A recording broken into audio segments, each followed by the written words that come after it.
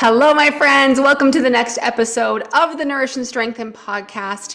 Today, I want to talk to you guys about how to keep your hormones merry this holiday season. So this time of year is so crazy, right? I don't know about you, but I always feel like I'm juggling a million things, from decorating to buying gifts to planning.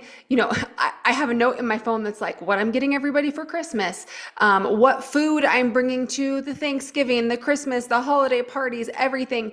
And then like somewhere in there, you're still supposed to sleep, get your steps in. It's like one of those memes, right? Get your workouts in, get your meal prep, track your macros, blah, blah, blah, blah, blah, right? The holidays are crazy busy enough that we don't want our hormones to join in on the chaos, right? We want to stay calm, collected, and balanced. So today we're talking about how to keep your hormones merry and not moody this holiday season, okay? Because while I know most of us love this time of year, I do. It's my favorite time of year. Well, next to summer. I don't know. I think I like summer a little bit more, but the lights, the food, the memories, it's also one of the easiest times of year to get completely off track, right?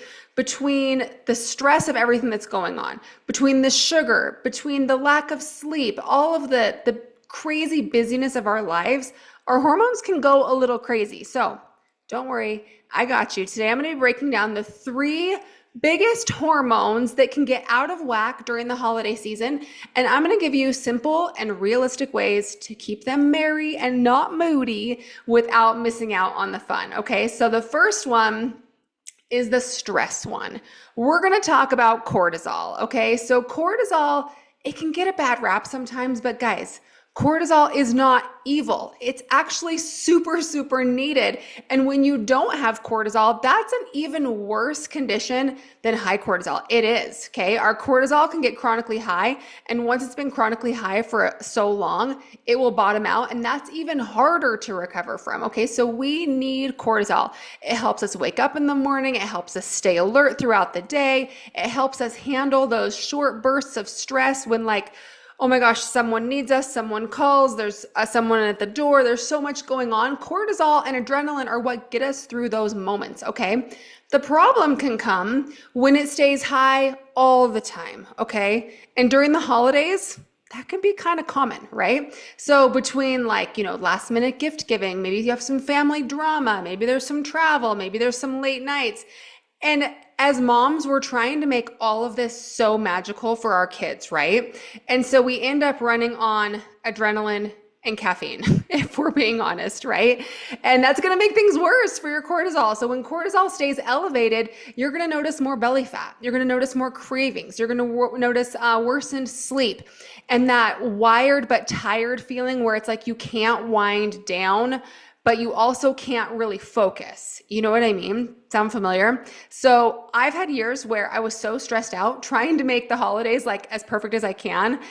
And by the time the new year hits, I am exhausted, bloated, heavier, but not necessarily from overeating, just from living in this high stress state. Okay. So here is how to tame your cortisol and keep your stress from stressing you out even more. Okay, I'm gonna give you some ways, right? First, I want you to go outside and walk. I know it might be cold, okay? But sometimes even when it's cold, it can be sunny, right? And even if it's not sunny, just get outside. Even just 10 to 20 minutes a day is going to lower cortisol levels dramatically, I promise. If you've got a dog, walk your dog, maybe go for a stroll after dinner, go walk around a new neighborhood, see some Christmas lights. It all counts. It all adds up. Go to a mall, do some window shopping, walking around, see the whole thing. All those steps add up, okay? Number 2, protect your sleep like it is everything, okay? 7 to 8 hours minimum. The less you sleep, the more your cortisol is going to spike and stay elevated, and it's going to make it harder to control cravings and hunger the next day, okay? It's like the snowball effect, right? Number 3, take 2 to 3 minutes, not a long time, to do a little bit of deep breathing before your meals. Okay, this one can be so, so helpful. All you got to do is just breathe in through your nose, exhale slowly, let your body just relax before eating. Okay, this is going to help your digestion, and it's going to send more positive signals to your nervous system that are going to help you lower your stress and boost digestion. Okay, and finally, focus more on strength training than the HIIT, the circuits, the high intensity classes, right? If you're already stressed, you're already sleep deprived, doing those long, intense cardio sessions can backfire. It really can. It's going to put your body under more stress when it's already stressed, okay? Strength training actually supports your metabolism and boosts your metabolism without driving cortisol chronically higher, okay? So if your holidays are already feeling crazy, you don't want your workouts to add to the mix, all right? So that is hormone number one, cortisol. Let's move on to the blood sugar one. That is insulin, okay? So this is our blood sugar hormone, right? Now, let's be real. December, it's basically like sponsored by sugar, right?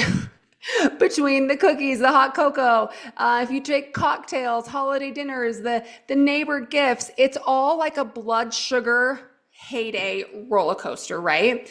And when insulin is constantly spiking from all those sugary goodies, you're going to feel those big energy crashes, right? You're going to be like, oh my gosh, wired, so much energy from the sugar, and then you're going to have that big crash. And what comes after that is more cravings, mood swings. It's going to just turn into like this snowball effect of stuff you don't want, okay? So here's how to keep your blood sugar steady so insulin is not going high, then low and crazy, okay? First thing, this is all about nutrition, all right? I want you to anchor every single meal with protein, 25 to 35 grams, a little bit higher maybe than you typically do, all right? So you have maybe eggs or Greek yogurt for breakfast, some cottage cheese or some protein powder in your oatmeal, some meat at lunch, maybe some more meat at dinner, right? And then snacks that are protein rich as well, okay? Second, add fiber. Fiber is going to help slow down how fast that sugar hits your bloodstream, all right? There's a lot of fiber in, of course, veggies and fruit, but beans are really high in fiber. There's certain grains that are really high in fiber as well. So really focus on fiber count. If you've never really looked at it, start paying attention to that on your nutrition labels, because if you are not focusing on fiber, you're probably not getting enough, because it's hard. I will be the first to tell you, it is hard to get a lot of fiber, and it's doable when you try, but if you're not trying, you're likely not getting enough, okay? And then third, always pair your carbs with protein or fats, okay? So if you're having a cookie, I'm not gonna tell you you can't have a cookie, all right? But instead of just eating cookies, have it for a snack where you pair a cookie with a protein shake, okay? Or have a little cookie after a meal that had some protein in it. So you can still enjoy those goodies, the peppermint bark, the cookies, the brownies, whatever it is, the fudge. Just try not to eat it alone throughout the day, munching on it all day long kind of thing, okay? Because the goal is not to cut out those fun foods. It is to stabilize your blood sugar so you don't feel like you're on this constant like energy crash crave cycle, right? It's really hard to get out of. So stable blood sugar is going to give you more consistent energy, fewer of these mood swings, and just way less of those moments where you're like, oh my gosh, why did I just eat half the tin? Because maybe you start with half a protein shake and then have a goodie and you're like, oh, I'm satisfied because I also wasn't starving when I had the treat, right? All right, so we talked about cortisol, the stress one, insulin, the blood sugar one. Let's talk about the balance one, and that is estrogen. We're gonna talk about this, our balance hormone, okay? So in perimenopause, our estrogen is all over the place. It is so normal throughout your cycle, if you even still have one regularly, to have estrogen just completely swing all over the place. It's going to be high, it's going to be low. One day it's up, then it's down, and then it's in the middle. And it loves to just bring along bloating, mood shifts, water retention, more PMS symptoms. And then we're going to add on the holiday stress, the sugar, the poor sleep. And it's basically like, it's a situation where you're not going to feel good, okay? So here's a few tips to keeping that estrogen happy and balanced, right? Knowing full well that it's going to be all over the place, but if you can do a few of these lifestyle things that we're going to talk about to keep it as balanced as possible, you're going to feel better, okay? These actually I've hit already, but we're going to just bring them up in the context of estrogen, okay? Number one, lifting weights. Like I mentioned already that it boosts metabolism, but it's also going to support the detox of excess estrogen, okay? It's going to help you build lean muscle. It's going to help your mood. Lifting weights, so important. Hitting those protein targets. Again, I mentioned before, you might want to slightly up your protein target during the holiday season to kind of counteract and help satiety when you have all the treats around, right? Protein also is going to help your liver process estrogen efficiently, which is going to help keep everything balanced as well. And then fiber is huge when it comes to estrogen. At least 25 to 35 grams of fiber a day, because fiber is going to bind to excess estrogen and it's going to help your body eliminate it naturally, right? Through your poop. Okay, that's how it works. So if you're constipated, you're likely going to have excess estrogen, all right? If you're feeling puffy, moody, bloated, focus on these 3 things before you think about unnecessarily cutting calories, okay? Because it's not about restriction. It's about doing the healthy habits that support our hormones, all right? So I'm gonna give you let's pull this all together, a simple merry hormone plan for the holidays, right? If you wanna feel good in your body this holiday season, here's your daily combo, okay?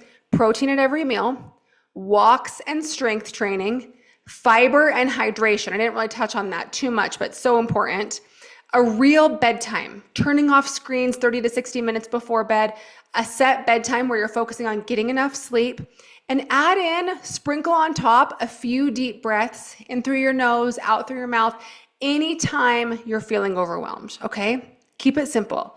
Keep it sustainable, because the truth is, guys, you don't need to be perfect right now. You shouldn't. You shouldn't focus on perfection. You need to keep your nervous system calm, blood sugar steady, and your hormones supported, okay? You can still enjoy those favorite foods, go to the parties, make the memories, and still feel great, okay? So here's my challenge for you this week, guys.